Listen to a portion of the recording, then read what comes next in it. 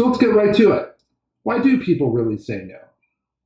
Is it because maybe we don't know our product well enough? Maybe we haven't really honed in our sales presentation well enough. Maybe we haven't built enough rapport. I mean, we could always do more of that, right?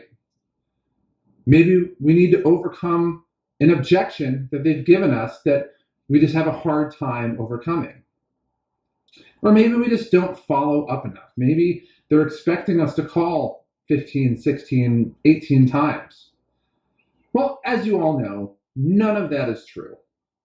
Why? Well, let's just hit on it one by one. Maybe you don't know your product well enough. Well, I'll tell you what.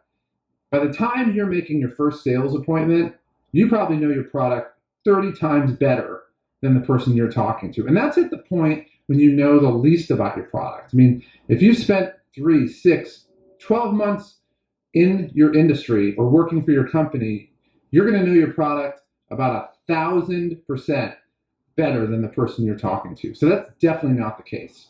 Maybe you don't have your sales presentation down well enough.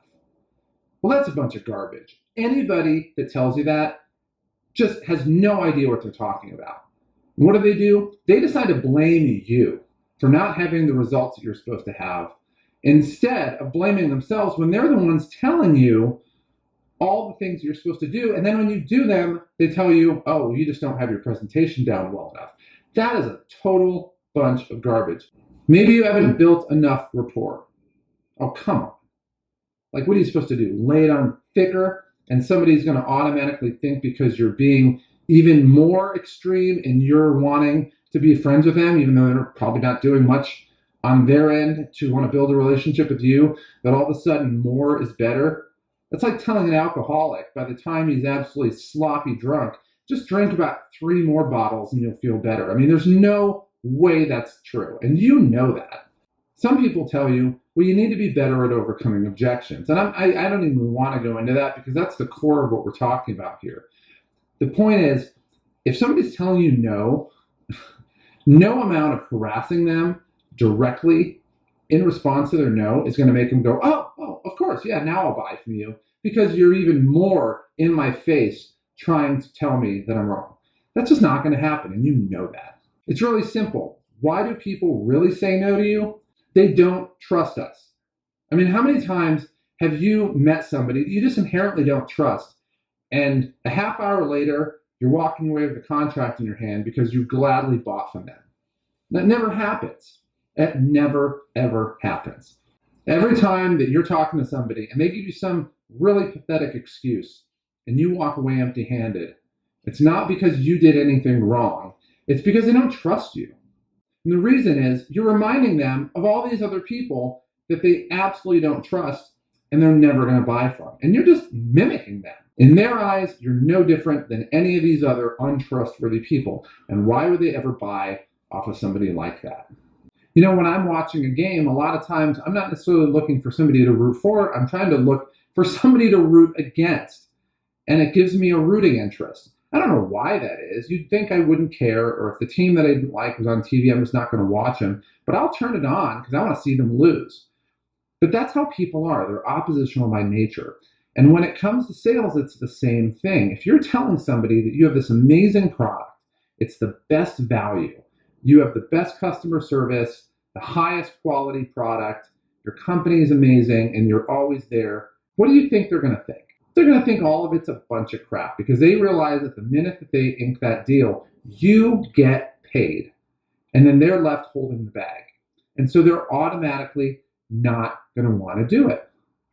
And it's so baked into them that it really doesn't matter what you say. If you tell them one thing, they're not going to believe it. Now, on that point, later in the modules, we're going to actually touch on this, and I'm going to show you how to actually use this to your advantage. Now, the fourth reason that people will tell you no is that they're scared. No, that's actually not the word. They're petrified of looking stupid. I mean, they don't want to sit here and brag to their friends or go on social media and tell somebody that they bought something, only to find out that they're the only people that feel like that. Next thing you know, they get ratioed and the tweet gets deleted or the Instagram post gets deleted.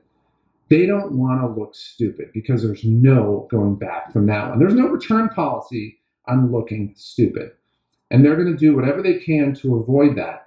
Even if it means avoiding what in their mind makes sense as a really smart decision, they're not going to get ratioed over buying something. Now, the fifth reason why people say no to you is that they've been screwed before.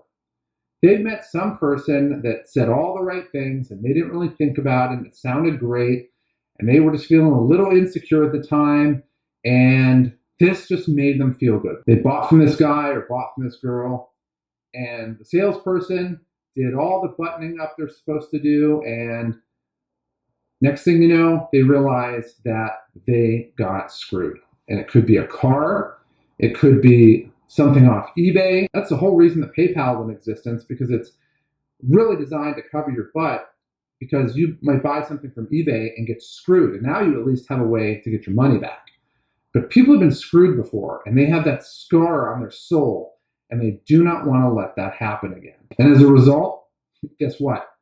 They're really inherently not wanting to trust you. Now, the last, and what may be the most powerful reason why people tell us no, is that we've trained them to say no to us. I've trained people to say no to me countless times, and I know you have too. And the reason for that is that when we're approaching somebody and we're going through a sales presentation, we have this neediness inside of us. We feel like we need to make the sale. We have a goal to make. I mean, that's a lot of the reason why many people are in sales, is they're kind of goal-centric in how they think. And so if they need to make a number by the end of a week or the end of a month or the end of a quarter, and it's getting close, they're getting needy because they realize this is a make or break situation, and they need to be on their A game and they need to close this sale. But as a result, this neediness, again, this feeling inside of you always has a physical manifestation. And so you may think you're hiding it, but you're just lying to yourself. You're not hiding it. When you're feeling needy, it's coming out and it's blaring a stop sign at the people that you're talking to. At the same time, when I'm in this presentation, and I'm sure this is the case with you, I was always acting robotic. And I'm going through this very systematic approach because that's the way that I was taught. You go from one step to another step to another step to another step, and you're going very robotic and systematically through it, which, if you're good in math and you're kind of left brain like me, then, it kind of makes sense and it kind of works that way. But when you're approaching somebody and you're going through this system of steps, you end up looking robotic. I know I did. And what do? They respond in kind. If I'm not going to be authentic and be genuine to them, guess what they're going to do? They're not going to be genuine and authentic either. And so as a result, they're going to give you some absolutely boilerplate BS response back. And a lot of sales trainers, they'll call it an objection, but realistically, it's an insult. I mean, they're telling you something that no one should ever believe is true. You're not going to fall for that crap. And yet we're sitting here chasing our tails, trying to overcome this objection. It's not really even an objection. Again, it's not really complicated. It's really simple. They're basic things that you and I do all the time. You're probably going to do it by the end of the day. And even a week from now, you're probably going to do it about 10 to 20 times. Why? Because it works.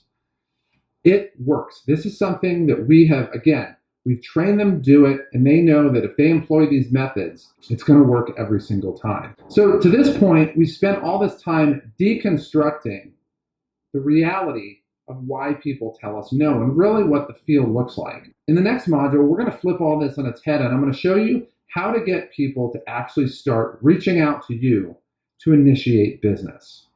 Now, this is just a small sample of what we have in our full program.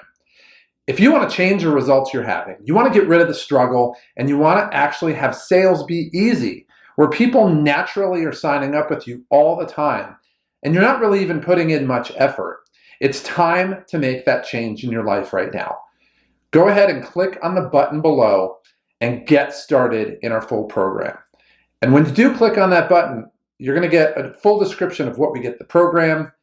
I have a couple bonuses that I want to throw your way. We're constantly adding free stuff to the program. And it's also going to talk about our full no-brainer guarantee. So click on the button below to get started now.